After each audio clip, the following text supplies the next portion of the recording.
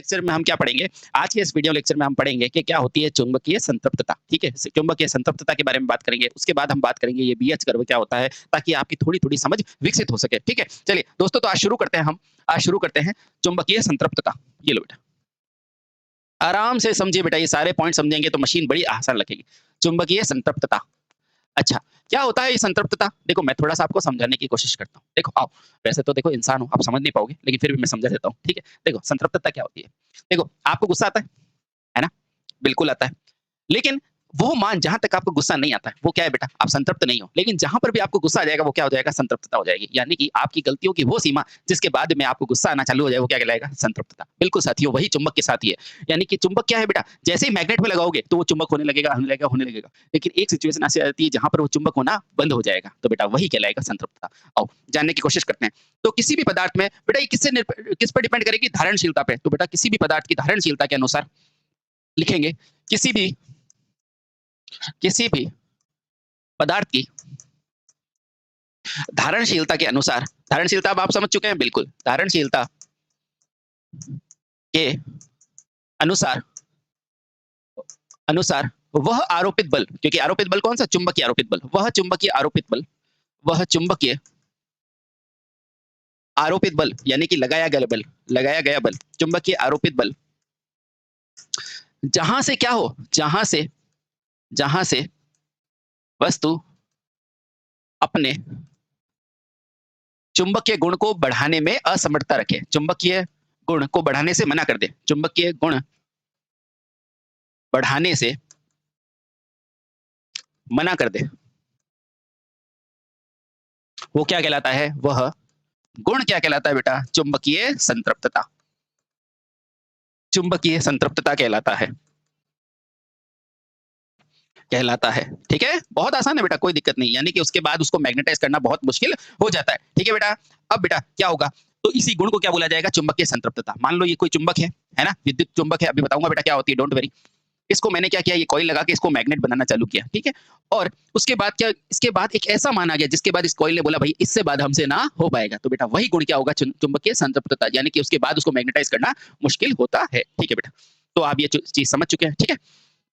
अगला है बेटा चुंबकीय लीकेज। अच्छा सर, ये क्या होता है? बिल्कुल बेटा, जैसे ही चुंबक में धारा, किसी भी उस सिस्टम में धारा दोगे ना बेटा, तो उसमें मैग्नेट बनेगा, है ना?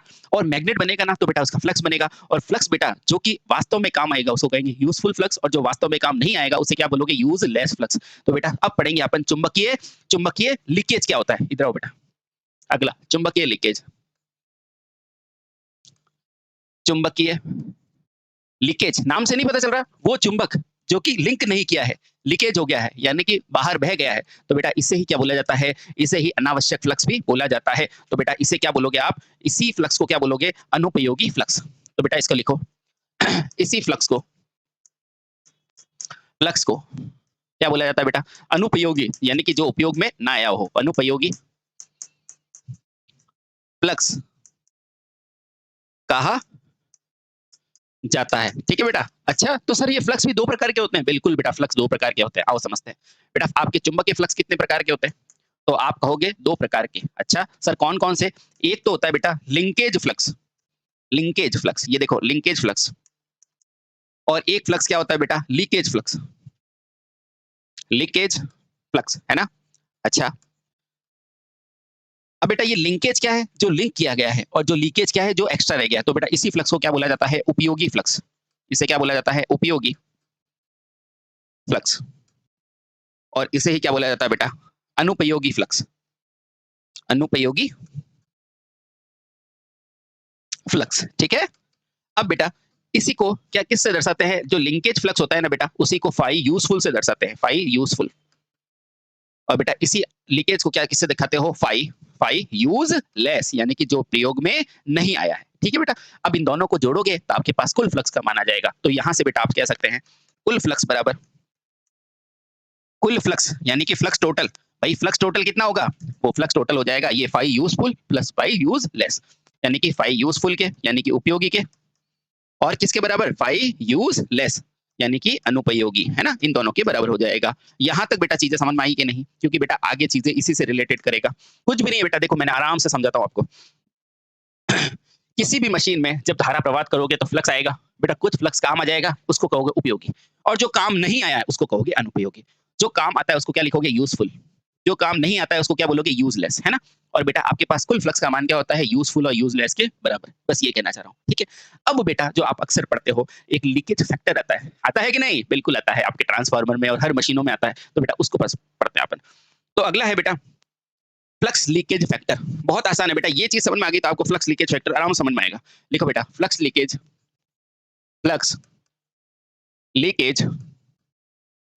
फैक्टर। बहुत आसान है बेटा, बहुत आसान। देखो फ्लक्स लीकेज फैक्टर। अच्छा, सबसे पहले तो बेटा फ्लक्स लीकेज फैक्टर को दर्शाते किसे है? तो सबसे पहले ये है क्या? ये गुणांक है और कुछ नहीं। तो लिखो बेटा यह एक गुणांक है। यह एक क्या है बेटा? गुणांक है। गुणांक का मतलब क्या होता है? फैक्टर है। अच्छा, फैक्टर है। अब सर इसका फॉर्मूला क्या होता है लीकेज फैक्टर का? बिल्कुल बेटा फॉर्मूला लिखेंगे। देखो इस फॉर्मूला होता है लीकेज फैक्टर बराबर, यानी कि लीकेज फैक्टर। इसका फॉर्मूला क्या होता है? इसका फॉर्मूला होता है बेटा फ्लक्स, कुल फ्लक्स। क्या होता है? कुल फ्लक्स बटे में क्या?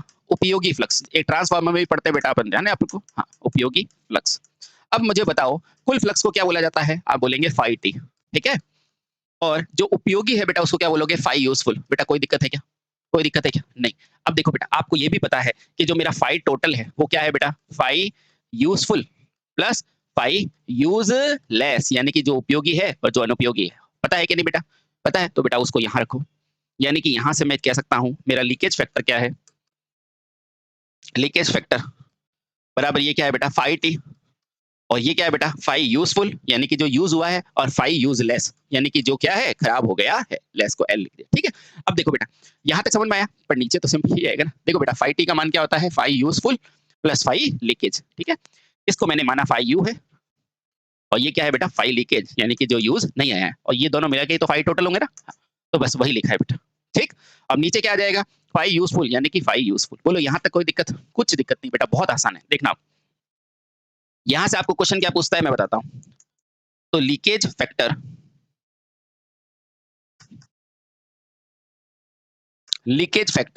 क्या हो जाएगा बेटा? लीकेज फैक्टर क्या हो जाएगा आपका? यहाँ देखो, इसको मैं ऐसे लिख सकता हूँ फाई यूजफुल बटे में फाई यूजफुल, है ना? और प्लस का नीचे बीच में प्लस लगा दिया, फाई लीकेज बटे में फाई यूजफुल, मतलब लिख सकता हूँ बेटा ऐसे। अच्छा, इसका मतलब देखो सर फाई यू से फाई यू कट गया, तो इसका मतलब क्या है? 1 प्लस फाई यूजलेस बटे में फाई यूजफुल। तो मेरे को बताओ कि लीकेज फैक्टर का मान हमेशा एक से कुछ ज्यादा होगा कि नहीं होगा? बेटा यही क्वेश्चन पूछा जाता है कि उपयोगी मान हमेशा क्या होता है? एक से ज्यादा होता है। लीकेज फैक्टर का मान हमेशा क्या होता है बेटा? एक से ज्यादा। तो यहाँ लिखो बेटा, इंपॉर्टेंट है। इसीलिए इसीलिए लीकेज गुणांक का मान गुणांक का मान सदैव क्या होता है बेटा? एक से अधिक होता है। एक से अधिक, ये देखो एक से अधिक होता है।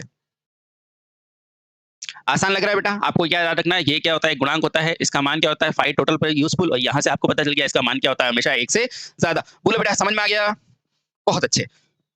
अब बेटा आपने एक टर्म सुना है चुंबकीय शैथिल्य, यानी कि हिस्टैरिसीस, सुना है? बिल्कुल बेटा उसको समझेंगे, उसके बाद बीएच कर्व को समझेंगे। चुंबकीय हिस्टैरिसीस, ये लो बेटा 14वां। चुंबकीय चुंबकीय हिस्टैरिसीस, है ना?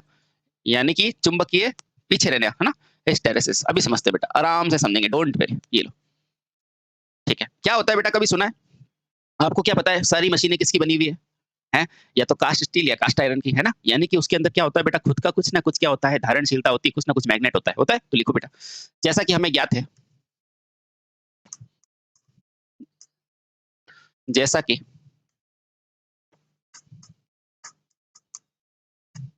हमें ज्ञात है, सभी मशीनें किसकी बनी होती है? लगभग सभी मशीनें किसकी होती है बेटा? कास्ट स्टील, कास्ट आयरन, इनकी होती है ना? कास्ट स्टील, और किसकी होती है? कास्ट आयरन वगैरह की होती है ना? कास्ट आयरन की होती है। अब जब ये कास्ट स्टील और कास्ट आयरन की है, यानी इनमें कुछ ना कुछ क्या रहता है? अपना मैग्नेट रहता है कि नहीं? बिल्कुल बेटा, इसके अंदर क्या रहता है? चुंबकीय धारणशीलता होती है। यानी इनमें क्या होती है बेटा?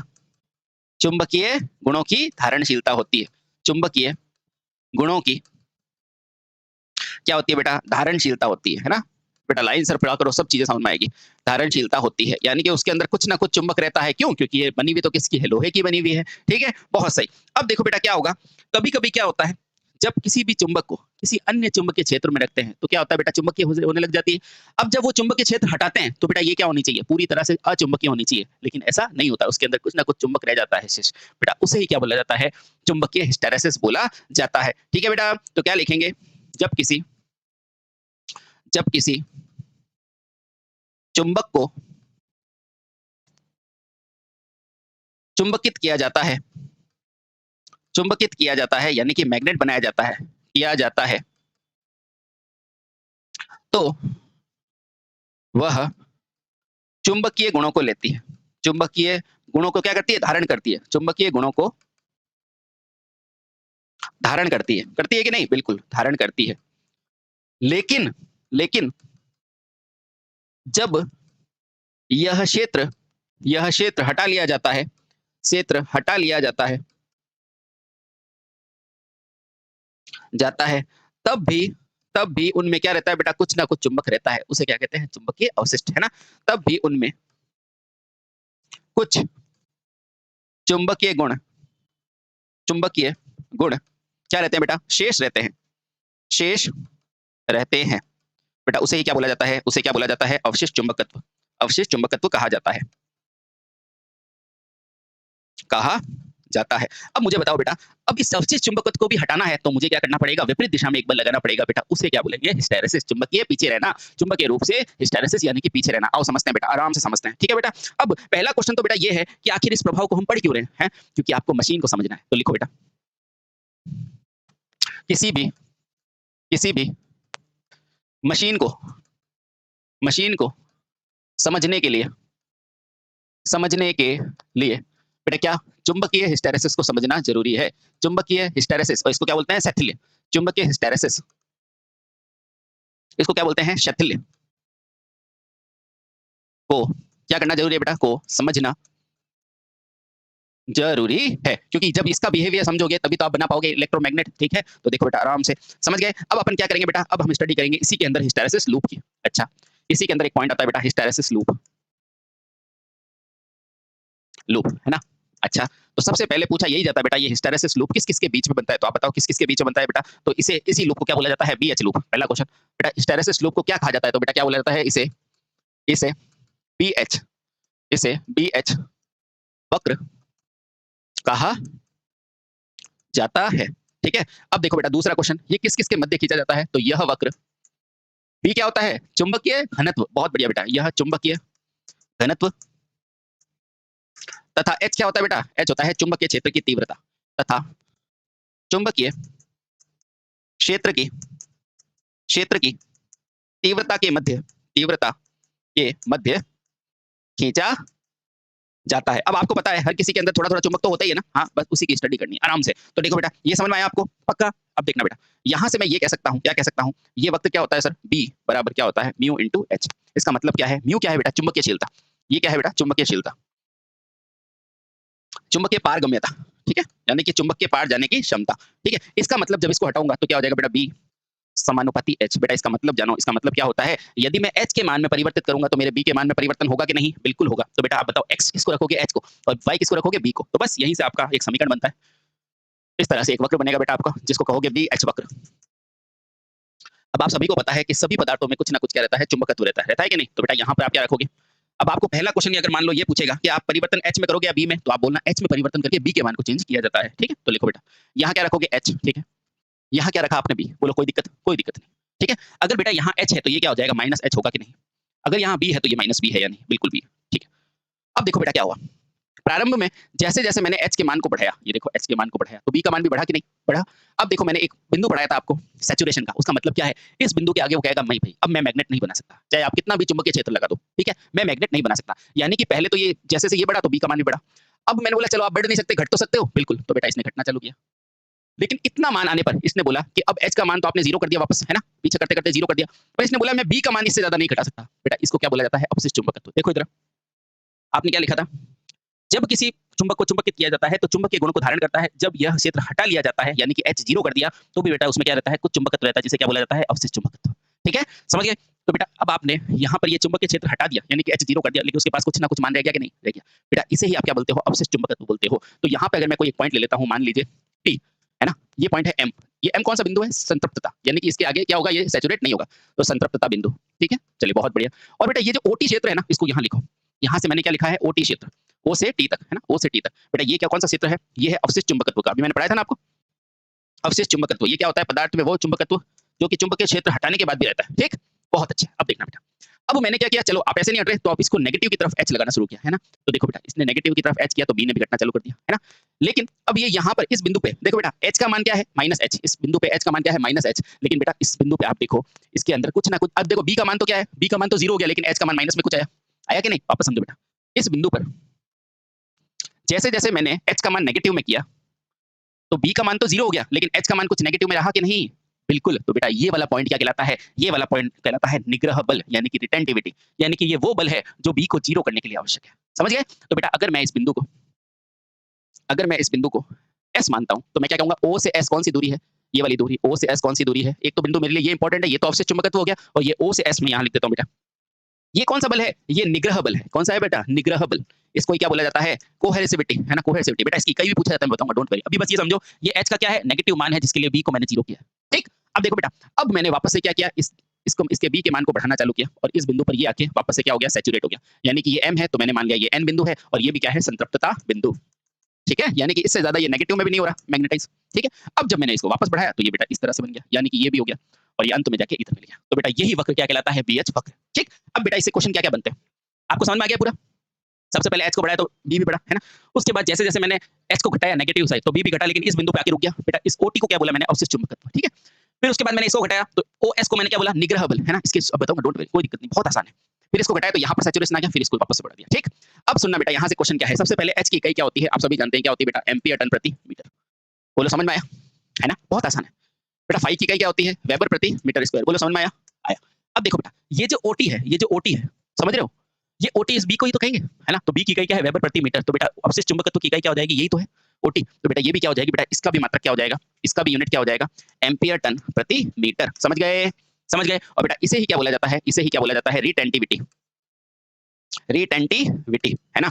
और बेटा हिंदी में इसे बोला जाता है रिटेंटिविटी, और बेटा हिंदी में इसे बोला जाता है धारणशीलता, यानी कि चुंबक को धारण करने की क्षमता, धारणशीलता। बोलो अब अच्छा लग रहा है ना बेटा? आपको कोई पूछेगा रिटेंटिविटी की इकाई क्या है, एम्पियर टन प्रति मीटर, क्योंकि ये H यही तो है इसी में। ठीक है, ओहो, रिटेंटिविटी यानी कि OT, इसकी इकाई क्या है, जो H, ये देखो OT की इकाई कौन सी है, जो इसकी है, वेबर प्रति मीटर स्क्वायर। तो बेटा इसकी इकाई पूछते तो आप क्या बोलोगे, वेबर टन प्रति,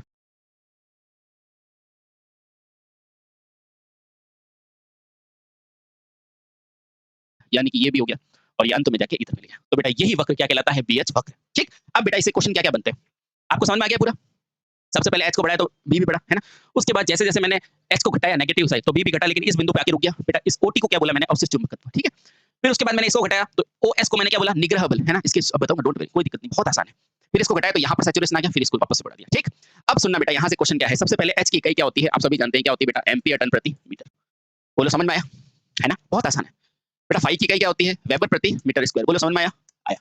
अब देखो बेटा, ये जो OT है, ये जो OT है, समझ रहे हो, ये OT इस B को ही तो कहेंगे, है ना? तो B की इकाई क्या है, वेबर प्रति मीटर। तो बेटा अवशिष्ट चुंबकत्व की इकाई क्या हो जाएगी, यही तो है OT। तो बेटा ये भी क्या हो जाएगी बेटा, इसका भी मात्रक क्या हो जाएगा, इसका भी यूनिट क्या हो जाएगा, एम्पियर टन प्रति मीटर। समझ गए, समझ गए? और बेटा इसे ही क्या बोला जाता है, इसे ही क्या बोला जाता है, रिटेंटिविटी, रिटेंटिविटी, है ना? और बेटा हिंदी में इसे बोला जाता है रिटेंटिविटी, और बेटा हिंदी में इसे बोला जाता है धारणशीलता, यानी कि चुंबक को धारण करने की क्षमता, धारणशीलता। बोलो अब अच्छा लग रहा है ना बेटा? आपको कोई पूछेगा रिटेंटिविटी की इकाई क्या है, एम्पियर टन प्रति मीटर, क्योंकि ये H यही तो है इसी में। ठीक है, ओहो, रिटेंटिविटी यानी कि OT, इसकी इकाई क्या है, जो H, ये देखो OT की इकाई कौन सी है, जो इसकी है, वेबर प्रति मीटर स्क्वायर। तो बेटा इसकी इकाई पूछते तो आप क्या बोलोगे, वेबर टन प्रति या वेबर प्रति मीटर स्क्वायर। ठीक है, बहुत अच्छा। ये क्या है बेटा, OS। अब मुझे बताओ OS किसके साथ आ रहा है, H के साथ आ रहा है ना? माइनस H ही तो है, तो H की इकाई क्या है, एम्पियर टन प्रति मीटर। तो आपको कोई पूछेगा निग्रह बल, इसी को क्या बोला जाता है बेटा, कोहेरेसिविटी फोर्स, कोहर्सिविटी फोर्स, है ना? ये अलग अलग नाम बेटा, और कुछ नहीं। तो बेटा इसकी यूनिट क्या होती है, इसकी यूनिट क्या होती है, आप खुद ही देख के बता दो क्या होती है, जो H अक्ष वाली होती है, यानी कि एम्पियर टन प्रति मीटर।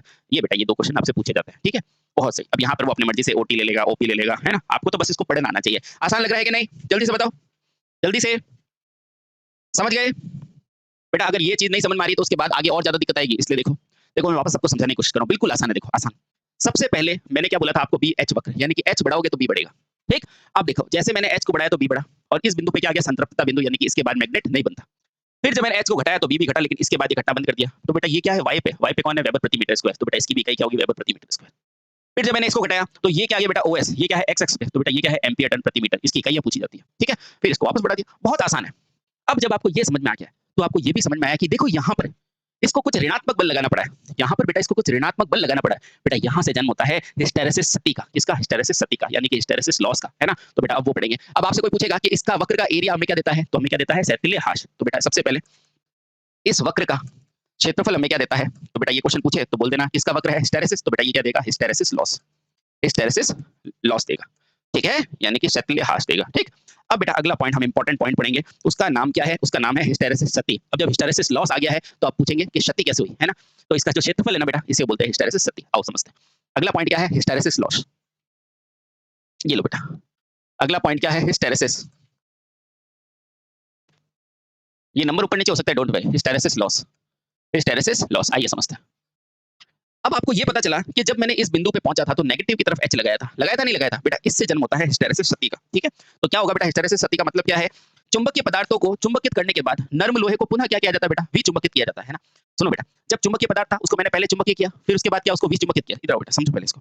पहले मैंने चुंबकीय पदार्थ को चुंबकित किया, है ना? उसके बाद इसको वापस से इसका मैग्नेट हटाने के लिए उल्टी दिशा में जो बल लगाया ना, यानी कि विचुंबकित करने के लिए जो बल लगाया ना, बेटा यहाँ से डेवलप होती है कौन? हिस्टैरिसीस सती। तो समझेंगे बेटा, चुंबकित पदार्थों को विचुंबकित करने के लिए लगाया गया बल, चुंबकीय पदार्थ को किसके लिए? विचुंबकित करने के लिए, यानी कि उसके चुंबकीय गुण को हटाने के लिए, विचुंबकित करने के लिए कौन सा बल बेटा? विपरीत दिशा में लगाया गया बल, विपरीत दिशा में लगाया गया बल, यानी कि लगाया गया क्या बल? बल का मान H, लगाया गया बल ब्रैकेट में लिख देता हूँ -H से क्या होती है बेटा? से हिस्टैरिसीस क्षति आती है, से हिस्टैरिसीस लॉस होता है, से हिस्टैरिसीस लॉस होता है, ठीक है? आपको कोई पूछेगा हिस्टैरिसीस लॉस कैसे होता है, तो किसी भी पदार्थ को यानी कि नर्म लोहे को क्या करने के लिए? विचुंबकित करने के लिए विपरीत दिशा में लगाया गया बल, ठीक है? ठीक है। दूसरी परिभाषा क्या लिख सकते हैं कि नर्म लोहे के, दूसरी परिभाषा नर्म लोहे के अवशिष्ट चुंबकत्व यानी कि ये वाला बेटा अवशिष्ट चुंबकत्व को खत्म करने के लिए विपरीत दिशा में लागू किया गया, यानी कि लागू किया गया बल ही क्या कहलाता है बेटा? अवशिष्ट चुंबकत्व या हिस्टैरिसीस लॉस होता है। हिस्टैरिसीस हानि होती है, ठीक है? बहुत आसान है बेटा, कोई दिक्कत नहीं। क्या होता है? विपरीत दिशा में लगाया गया बल ही क्या होता है बेटा? हिस्टैरिसीस हानि होती है। अब आपसे क्वेश्चन पूछा जाता है कि इससे होगा क्या? इसके परिणाम क्या होंगे? तो बेटा हिस्टैरिसीस हानि से आप खुद बताओ क्या होगा? जब ज्यादा एनर्जी देंगे तो गर्म होगा कि नहीं? बिल्कुल। तो बेटा हिस्टैरिसीस हानि से हिस्टैरिसीस हानि से बेटा क्या होता है? से पदार्थ गर्म हो जाता है, पदार्थ क्या हो जाता है बेटा? गर्म हो जाता है। अब गर्म पदार्थ होगा तो स्वाभाविक सी बात है कि उसमें हानियां होगी ही होगी। अब पूछा जाता है बेटा और ये किस पर निर्भर करता है? तो बेटा आप खुद बताओ, इसमें गर्म हो जाने पर क्या होगा बेटा? ऊष्मीय ऊर्जा में परिवर्तन होगा, वहां से क्या होगा? लॉस होना होगा, ठीक है? तो गर्म हो जाता है जिससे ऊष्मीय ऊर्जा उत्पन्न होने के कारण क्या होती है बेटा? हानि होती है। आराम से अच्छे समझ में आ रहा है ना? होती है, आराम से समझो बेटा, हो जाएगा, कोई दिक्कत नहीं, ठीक है? ठीक है। अब देखो बेटा यह किस पर निर्भर करता है? तो आप खुद बताओ ये किस पर निर्भर करेगा बेटा? विद्युत धारा पर, और जितनी ज्यादा विद्युत धारा होगी उतनी हानि होगी, और जितनी आवृत्ति ज्यादा होगी उतनी हानि होगी। बताऊंगा कैसे, डोंट वरी। यह हानि विद्युत धारा तथा आवृत्ति के बढ़ने पर यानी कि जितनी विद्युत धारा होगी, जितनी आवृत्ति ज्यादा होगी ना, उतनी बढ़ने पर अधिक होती है, अब अब पहला क्वेश्चन ये आता है कि बताओ अगर ये इतनी इंपॉर्टेंट है कि भाई किसी चीज को भाई चुंबकित कर दिया, उसके बाद उसके अवशिष्ट चुंबकत्व को हटाने के लिए विपरीत दिशा में आपने बल लगाया और उस बल से क्या जनरेट हुई, हिस्टैरिसीस हानि। और इससे होता क्या है, इससे होता है पदार्थ गर्म हो जाता है, ठीक है। अब उसमें ऊर्जा उत्पन्न होती है और वो भी होता है। अब मुझे ये बताओ इस इफेक्ट को सबसे पहले खोजा किसने था? तो बेटा इस इफेक्ट को सबसे पहले 1970 में एक रूसी गणितज्ञ थे मार्क कॉनोस्की, उसने खोजा था। तो बेटा इसकी खोज किसने किए थे? एक रूस के कौन थे? गणितज्ञ थे, मैथमेटिशियन थे, रूस के गणितज्ञ ने कब? 1971 में। कब बेटा? 1971 में या 70 में लिख दो, मार्क कोरोनस्की। 1970 में। बेटा इनका नाम क्या था? मार्क कोरोनस्की द्वारा किया गया। द्वारा इनका नाम क्या है? मार्क कोरोनस्की द्वारा की गई द्वारा की गई, ठीक है। बेटा इस कोरोनस्की की स्पेलिंग देख लो आप, क्या होती है? के रॉस नॉस्किल, ऐसा ऐसे बेटा इंग्लिश की स्पेलिंग है ना, मार्क कोरोनस्की, है ना, ध्यान रखना। कोरोनस्की द्वारा की गई, ठीक है। ये बेटा आपसे पूछा जाता है तो ध्यान रखना। अब बेटा इसे दर्शाते किसे हैं? तो इसे किससे दर्शाते हैं बेटा? इसे WH से दर्शाते हैं। इसे किससे दर्शाते हैं बेटा? WH से दर्शाते हैं। अब बेटा इसका मान पूछा जाता है, वो पढ़ते हैं, आओ। तो इसी WH का मान क्या होता है जो आप पढ़ते हैं? ये देखो, W यानी कि लॉस इन हिस्टैरिसीस, ठीक है बेटा। इसका मान होता है नीटा BM 1.6 F * V। इसका मान होता है नीटा, फिर होता है बेटा BM यानी कि मैक्सिमम फ्लक्स डेंसिटी का 1.6 * F * V, और क्या बेटा? वाट, ठीक है। अक्सर आपसे इनसे पूछा जाता है तो ध्यान रखना बेटा। यहाँ WH क्या है? हिस्टैरिसीस शक्ति। जहाँ बेटा आपका WH क्या है? वो है आपकी हिस्टैरिसीस शक्ति, हिस्टैरिसीस शक्ति, है ना। और बेटा ये किस में आती है? ये हमेशा आती है वॉट में, बोलो सही। हाँ बेटा नीटा क्या है? हिस्टैरिसीस नियतांक। अभी सब पढ़ेंगे बेटा, आपको 2-3 मटेरियल बताएंगे जो इंपॉर्टेंट है, आप बस पढ़ते रहो, आपके पास सारी चीज आएगी। नीटा क्या होती है बेटा? हिस्टैरिसीस गुणांक। हिस्टैरिसीस गुणांक बेटा इसका मान जितना कम होगा ना उतना ये लॉस कम होगा, ठीक है।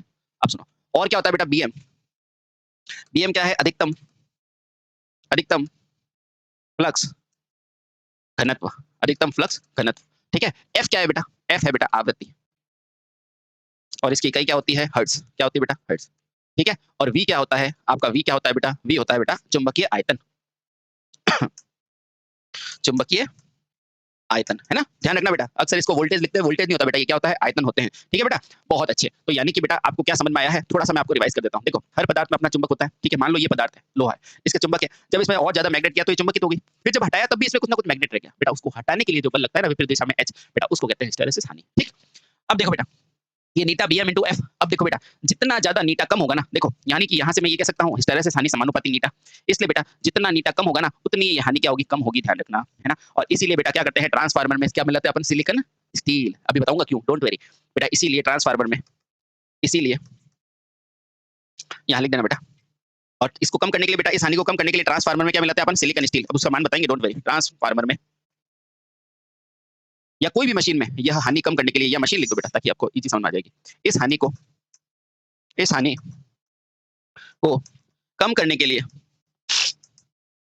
लिए मशीन में क्या मिलाई जाती है बेटा? मशीन में सिलिकॉन मिलाई जाती है ना। और बेटा ध्यान रखना, सिलिकॉन को कम ही मिला ना, सिलिकॉन लगभग 7% तक मिलाई जाती है, ठीक है। ये मान बहुत कम होता है बेटा, क्योंकि सिलिकॉन क्या है? एक ब्रिटल धातु है। देखो यहाँ से नीटा कम तो ये भी लॉस भी कम, ठीक। समझ गए। अब देखो बेटा अगला टॉपिक आता है, आप अगर हिस्टैरिसीस हानि हो गई है तो बेटा इसको कम करने के क्या उपाय होंगे? तो बेटा अगला लिखो, हिस्टैरिसीस हानि को कम करने के उपाय। हिस्टैरिसीस हानि को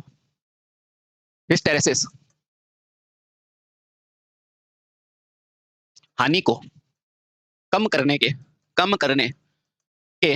उपाय कौन कौन से हैं, ठीक है। ये अक्सर पूछा जाता है बेटा, ठीक है, ध्यान रखना। हिस्टैरिसीस हानि को आप कैसे कम कर सकते हैं, ठीक है बेटा। तो आप क्या करें बेटा, आपके पास हिस्टैरिसीस का फॉर्मूला क्या है? ये रहा, WH बराबर क्या है? नीटा BM² F * V। अब देखो बेटा, आप नीटा के मान को कम कर लो, या BM के मान को कम कर लो, या F के या V से, तो इससे कम हो जाएगा। तो बेटा पहला पॉइंट ये है, इस हानि को कम करने के लिए, इस हानि को कम करने के लिए बेटा क्या, आप हिस्टैरिसीस नियतांक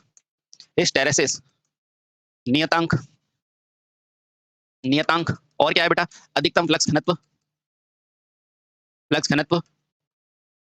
घनत्व, या फिर F मतलब क्या होता है बेटा? आवृत्ति, या यानी कि इनमें से कोई भी, या आयतन को क्या करते हैं बेटा? कम करते हैं, आयतन को कम करते हैं। यानी कि बेटा इनमें से किसी भी मान को आप कम करके इसके मान को कम किया जाता है। लेकिन बेस्ट क्या रहता है बेटा? बेस्ट यही रहता है कि आप क्या करो, इस हिस्टैरिक नियतांक को कम करो। सर्वाधिक उपयुक्त क्या रहता है बेटा? क्योंकि आयतन कम करने से मतलब नहीं, आवृत्ति कम करना इतना आसान नहीं है ना। और फ्लक्स घनत्व तो ज्यादा होगा तभी तो मैग्नेट बनेगी, इसलिए सर्वाधिक उपयुक्त क्या होता है? सर्वाधिक उपयुक्त बेटा क्या है कि आप क्या करो बेटा? हिस्टैरिसीस नियतांक को कम करो। हिस्टैरिसीस नियतांक को कम करो, नियतांक कम करो, नियतांक को कम करना चाहिए। ये सर्वाधिक उपयुक्त है बेटा, वो कम करना चाहिए।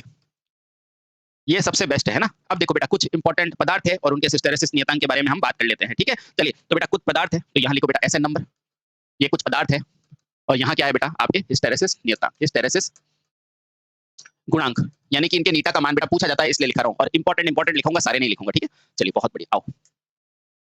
तो सबसे पहले बेटा क्या है, फर्स्ट नंबर पे कौन सा पदार्थ लोगे, वो लोगे बेटा रॉट आयरन। कौन सा लोगे बेटा, रॉट आयरन, रॉट आयरन। अब देखो बेटा रॉट आयरन लेते हैं ना, आयरन, तो बेटा इसके लिए हिस्टैरिसीस नियतांक क्या होता है, आइए जानते हैं। बेटा इसके लिए हिस्टैरिसीस नियतांक क्या होता है, 0.008, बहुत आसान है, अभी याद कराता हूँ, देखो 0.004। दूसरे नंबर पे बेटा कौन सा आता है आपका, दूसरे नंबर पे आता है आपका माइल्ड स्टील। क्या आता है बेटा, माइल्ड स्टील, माइल्ड स्टील। और बेटा इसके लिए क्या है, देखो ये 4 है तो इसका डबल कर लो, 0.008, है ना।